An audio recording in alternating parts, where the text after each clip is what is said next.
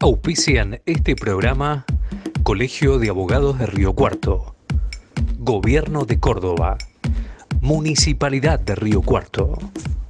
¿Qué tal? Bienvenidos, muy buenas tardes. Está comenzando Sujetos de Derecho. Hoy vamos a estar dialogando con la doctora Marisa Graham, que es titular de la Defensoría del Niño, Niña y Adolescente, sobre los trámites de adopción en la República Argentina.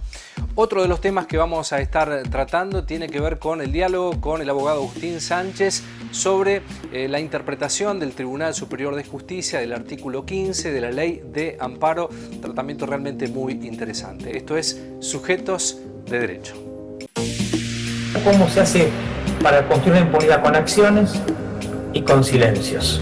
Los derechos humanos son el corazón filosófico y jurídico de nuestra Constitución. Las reformas judiciales tienen que estar rodeadas de una gran legitimidad.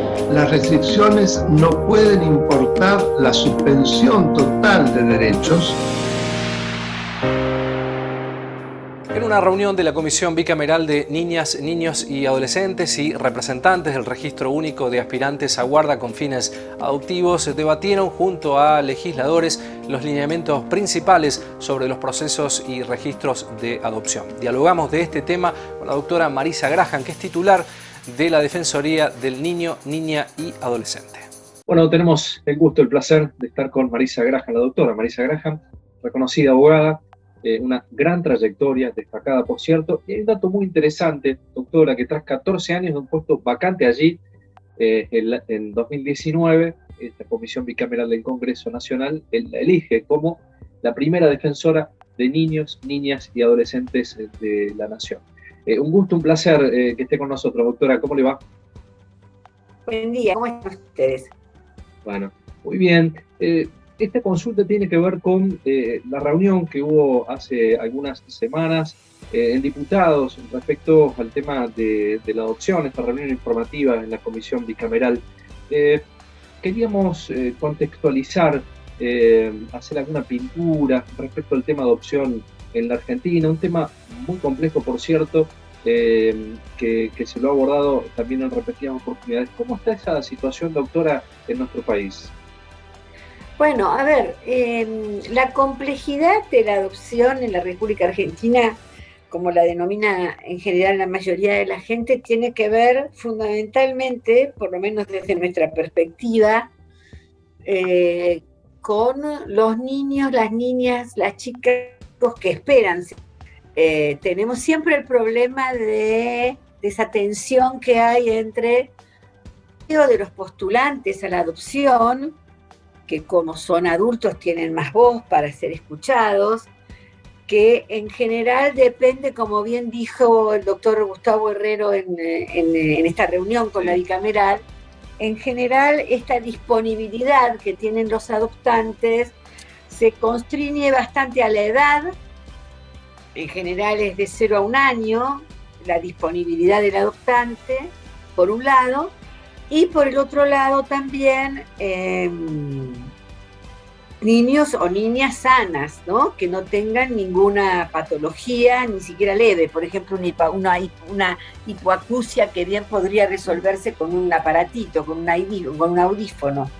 Entonces ahí tenemos un problema en la República Argentina, que es que la mayoría de las personas, incluidos los periodistas, piensan que yo me he cansado de escuchar, pero cuánta burocracia hay en una adopción. La verdad que no hay burocracia en la adopción, o no hay una burocracia en el mal sentido de la palabra. Burocracia tiene que haber siempre, porque así funcionan los estados en la República Argentina y en el mundo. Pero digo, no tiene que ver con el sistema, sino que tiene que ver con algo humano, que es que la mayoría de aquellos que anhelan tener una hija, un hijo por adopción, quieren hacerlo desde muy pequeñito, posiblemente porque piensen que solo se puede ser madre o padre con un niño muy pequeño. Entonces, esa es la tensión que tenemos.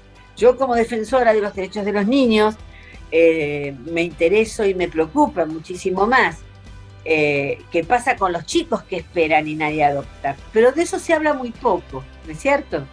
Y aquí, doctora, hay una doble compatibilidad que tiene que ver con procesos, ¿no? Aceptación y conocimiento para la adopción. Son dos palabras que son muy profundas para este proceso de adopción.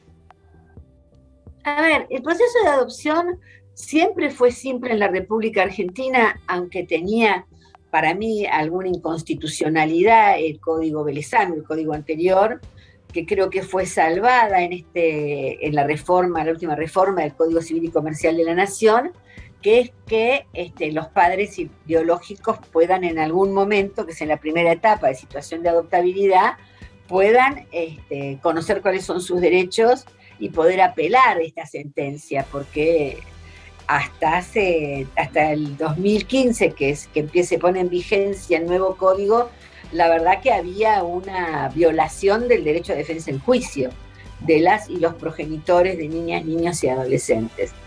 Eso por un lado. Por el otro lado también quiero decir, porque no sería justo también no decirlo, que a veces hay sobre todo personas solas, sobre todo mujeres solas, que son las que más se animan a adoptar chicas o nenas o nenes más grandecitos, y la verdad que a ellas sí se las hace esperar mucho. Hay cierta discriminación a la hora de la elección de los postulantes a guardas con fines preadoptivos entre matrimonios o uniones convivenciales y personas solas. Ahí sí yo creo que, pero también tiene que ver, es lamentable, pero también tiene que ver, más el código no se puede arreglar, más no se puede corregir, los códigos de procedimiento en la República Argentina que corresponden y son provinciales hacen lo imposible, los defensores y defensoras, incluida la defensora de Córdoba, la doctora Amelia López, todos hacemos lo imposible para trabajar para que los chicos y las chicas más grandes y las nenas y los nenes un poquito más grandes, o los grupos de hermanos, o los chicos con alguna patología, puedan ser adoptados y que se conozca más, como usted bien dice, tanto los chicos como los adultos conozcan más cuáles son las posibilidades y qué significa tener un hijo, ¿no? Tener un hijo, tener una hija, no solamente tiene que ver con el hecho del parto. El parto es un hecho biológico, que no necesariamente la convierte a una en madre o al compañero en padre, digo. También debe haber un deseo procreacional, un deseo de hijo que haga que esa adopción funcione. Y también, en general, siempre, toda la vida la adopción se pensó desde el adulto. Y también es cierto que los chicos y las chicas adoptan también. Y si los niños y las niñas no adoptan, eso no va a funcionar. Por eso existe el periodo de guarda. No solo para que los grandes se acomoden a los niños, sino para que las niñas y los niños se acomoden a estos grandes también. Y a veces eso no funciona. Por eso nosotros pusimos en el Código Civil que a partir de los 10 años los niños también deben aceptar la adopción que se les propone, ¿no? Nos vamos a la pausa comercial, la primera en el programa. A la vuelta continuamos hablando sobre los trámites de adopción en la República Argentina. Ya venimos.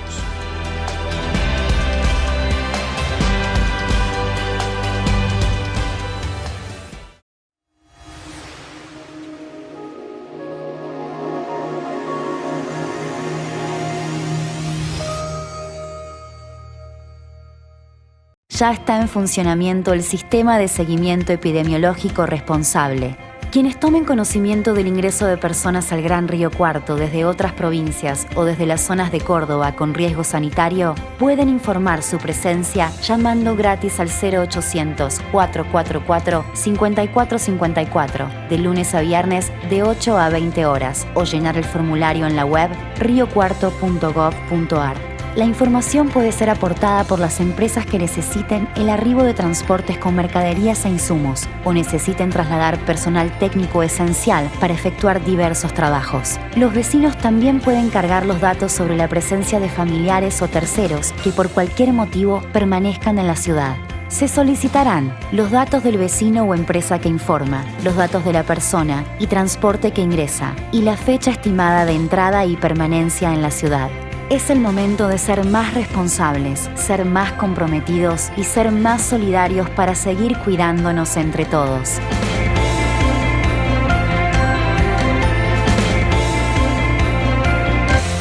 Gobierno de Río Cuarto.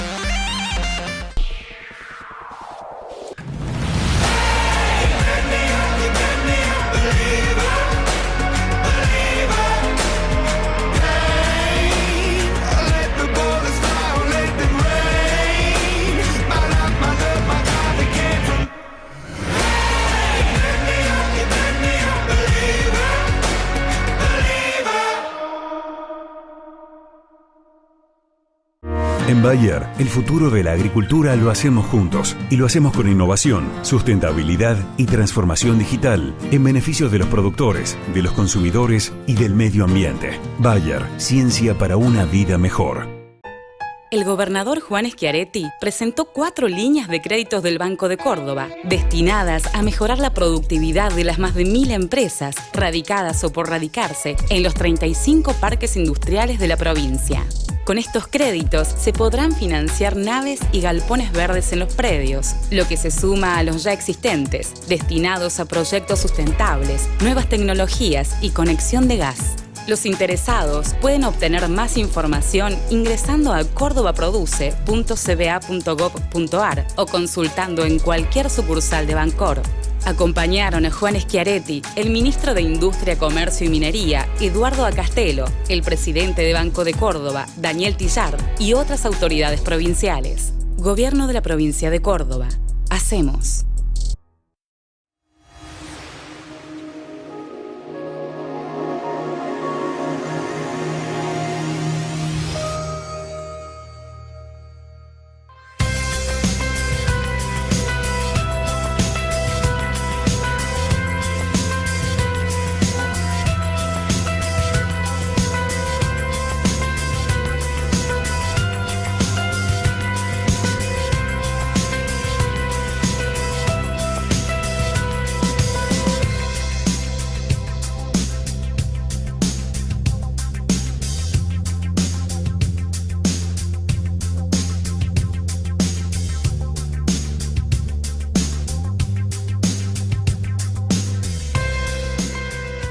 Doctora, respecto a lo que mencionaba Herrero en la reunión, él manifestó, dice, el objetivo es impulsar una mejora en los procesos de adopción. Está reconociendo Herrero que se debe mejorar.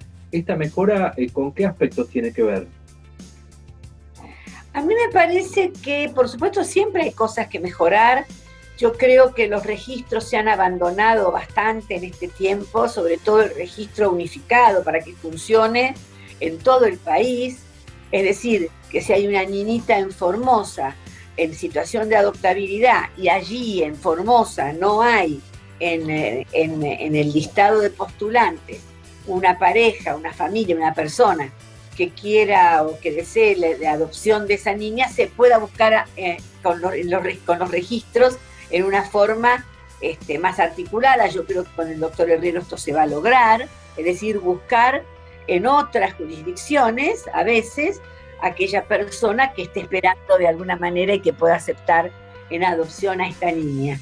Los procesos que hay que mejorar tienen que ver, me parece a mí, fundamentalmente con los procesos de selección de los postulantes a guardas con fines adoptivos, ¿no? Que tienen que ser, que tienen que tener una maduración y tienen que estar bien hechos. A ver, el deseo de adoptar no es una decisión sencilla para tomar para ninguna persona. Primero partamos de esa base, ¿no? No es una decisión difícil llegar a decir, bueno, yo voy a adoptar un niño, voy a adoptar una niña, voy a incluir a un sujeto en mi familia que no tiene ningún vínculo biológico conmigo, y entonces ese vínculo filiatorio se va a crear a partir de la adopción.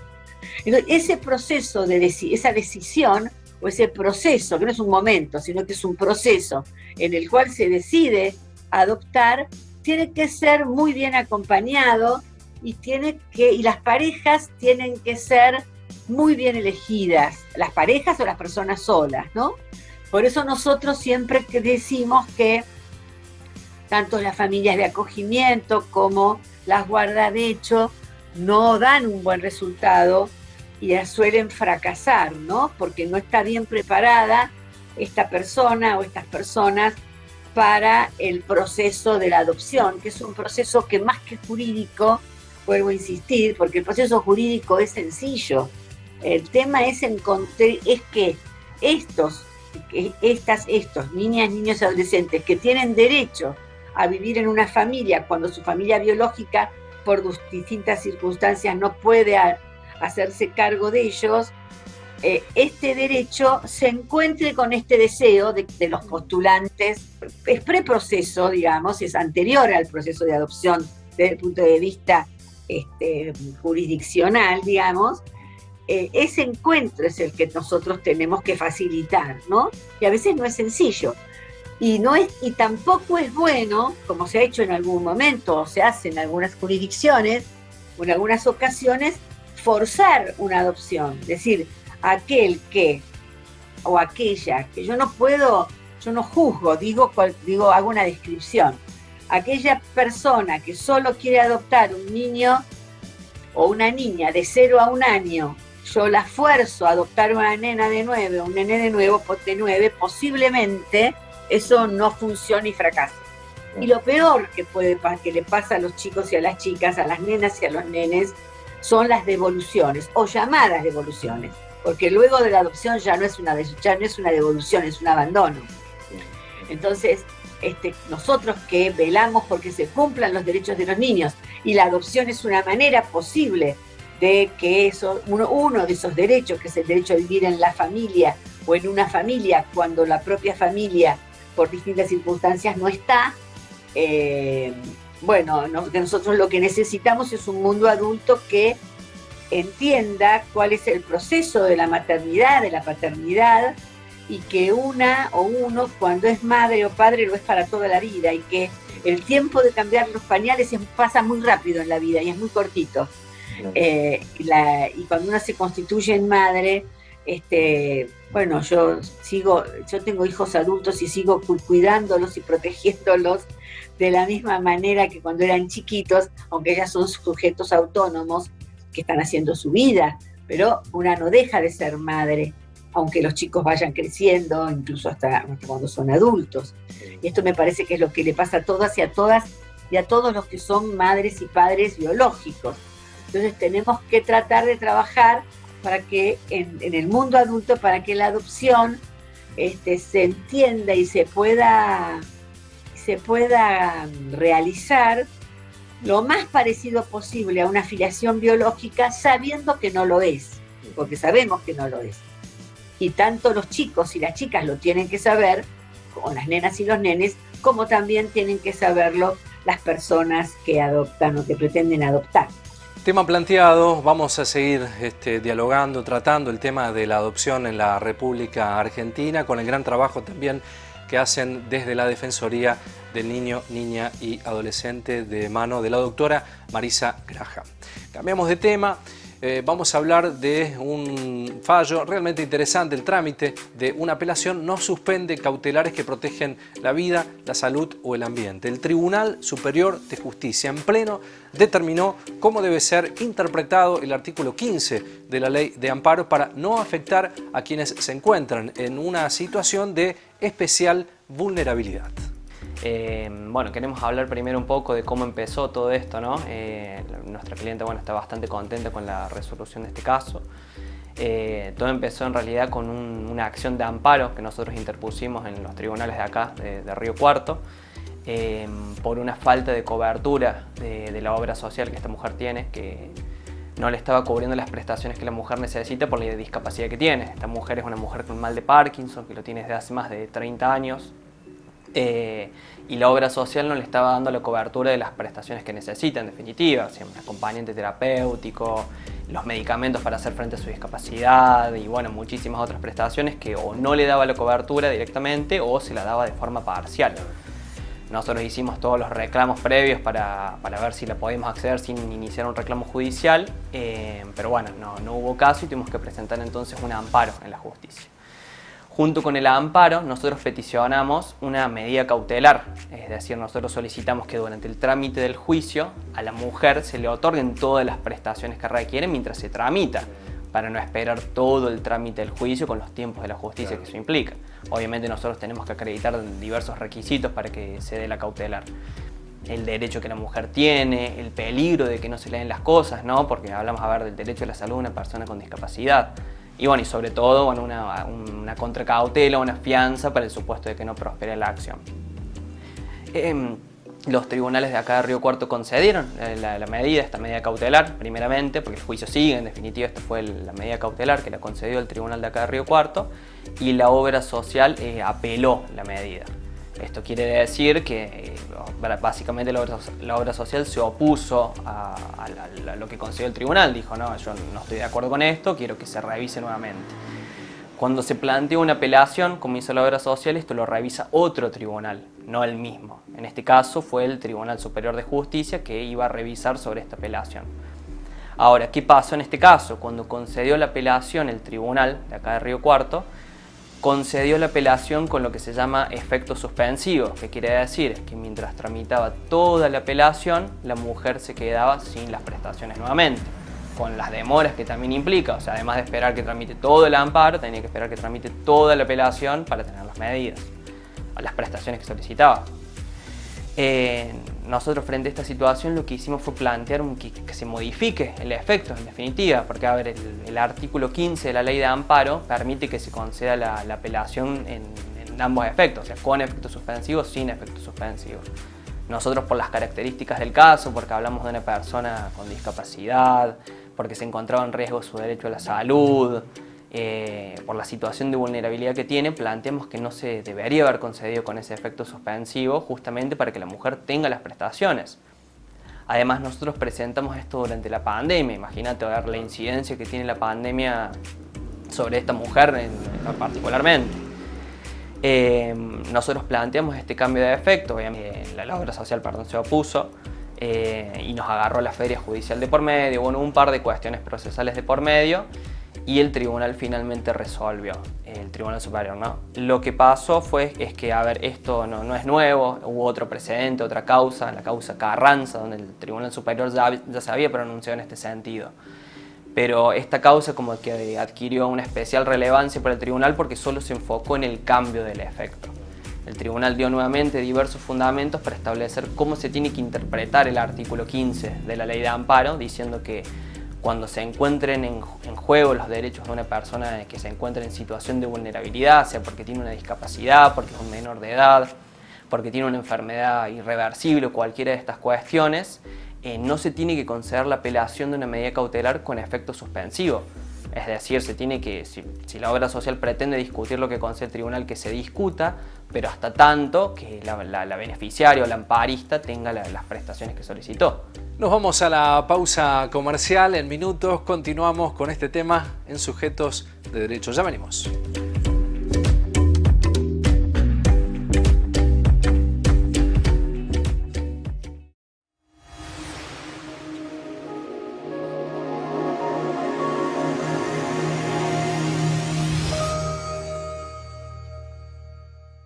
Ya está en funcionamiento el Sistema de Seguimiento Epidemiológico Responsable. Quienes tomen conocimiento del ingreso de personas al Gran Río Cuarto desde otras provincias o desde las zonas de Córdoba con riesgo sanitario pueden informar su presencia llamando gratis al 0800-444-5454 de lunes a viernes de 8 a 20 horas o llenar el formulario en la web riocuarto.gov.ar. La información puede ser aportada por las empresas que necesiten el arribo de transportes con mercaderías e insumos o necesiten trasladar personal técnico esencial para efectuar diversos trabajos. Los vecinos también pueden cargar los datos sobre la presencia de familiares o terceros que por cualquier motivo permanezcan en la ciudad.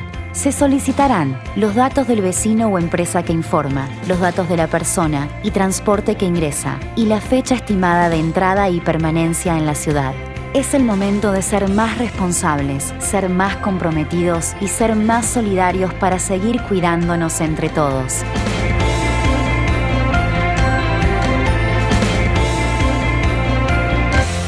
Gobierno de Río Cuarto. En Veterinaria Mendieta nos ocupamos de tu mascota y le damos toda la atención que necesita. Clínica, accesorios, peluquería, alimentos balanceados, ecografías. Veterinaria Mendieta, el mejor premio para tu mascota.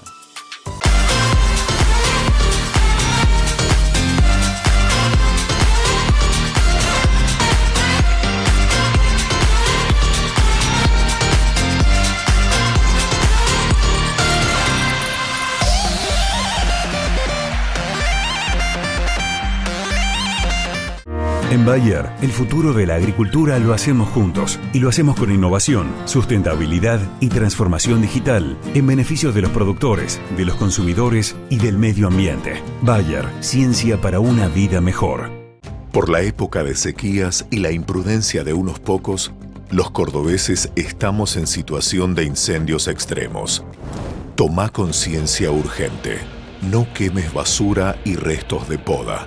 No tires colillas de cigarrillos o fósforos encendidos en el campo, bosques o zonas arboladas. Si se inicia fuego en el pasto y no alcanza intensidad, apagalo golpeando la llama con una manta o bolsa, si es posible mojada. Si estás en situación de riesgo, seguí las instrucciones de los bomberos o autoridades a cargo.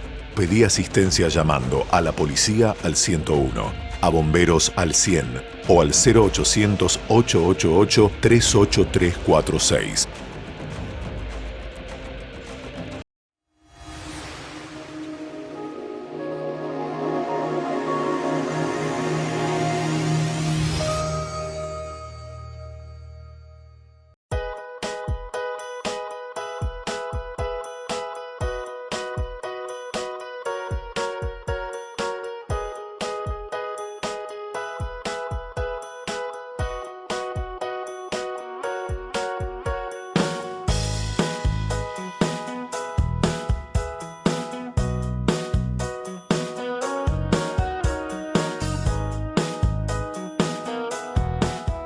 Particularmente en esta causa por las características del caso. A ver, puede haber muchas otras situaciones en las que una persona se encuentra en situación de vulnerabilidad, no solo una discapacidad. A ver, el tener una enfermedad irreversible también es una situación, o incluso no solo derechos de salud, hace referencia al tribunal, sino también el derecho a un ambiente sano u otros derechos reconocidos por la Constitución. El tener que esperar los tiempos de la justicia mientras se peticionan prestaciones que hacen estos derechos, termina siendo perjudicial si se espera tanto tiempo. De nosotros esto nos pone muy feliz, por un lado porque realmente sentimos que hicimos justicia por la clienta, porque lo que peticionamos realmente es ajustado a derecho, es decir, esta mujer necesita las prestaciones que está solicitando.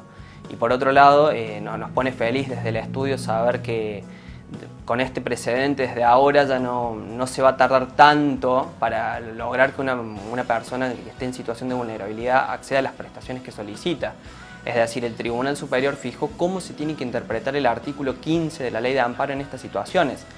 Si hay una apelación de una medida cautelar y está en juego los derechos de una persona con discapacidad, no tiene que haber un efecto suspensivo. Es decir, que se discuta todo, pero mientras tanto que el amparista tenga las prestaciones. O sea, realmente creemos que es un precedente muy importante y que puede agilizar muchos otros amparos que se interpongan el día de mañana.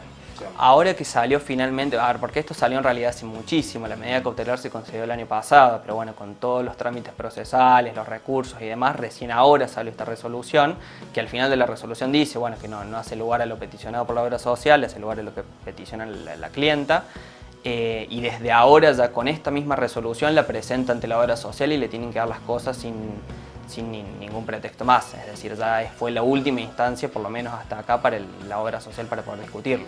Al principio parecía que costaba mucho, ¿no?, por la cantidad de instancias por las que tuvimos que pasar. A ver, este es un expediente que es un expediente que en realidad se abrió en muchas etapas, o sea, no es solo el amparo, la apelación, bueno, esto fue una reposición por la que se discutió esto, el cambio de efecto, nos agarró las ferias, es decir, hubo muchas instancias para lograr que le den las cosas a la clienta. Yo creo que desde ahora no va a ser necesario pasar por tantas instancias para lograr que se cumpla una cautelar. Final del programa, muchas gracias como siempre por habernos acompañado. Agradecer al Colegio de Abogados de Río Cuarto desde aquí que estamos grabando, también a los sacos de Diego Cid. Nos pueden seguir en redes sociales, Facebook, Twitter e Instagram. Este programa ya está cargado en nuestro canal de YouTube. Este programa y todos los materiales periodísticos los encuentran allí en el canal de YouTube Sujetos de Derecho. Nos reencontramos la próxima semana. Muchas gracias por la compañía. Auspician este programa Colegio de Abogados de Río Cuarto, Gobierno de Córdoba, Municipalidad de Río Cuarto.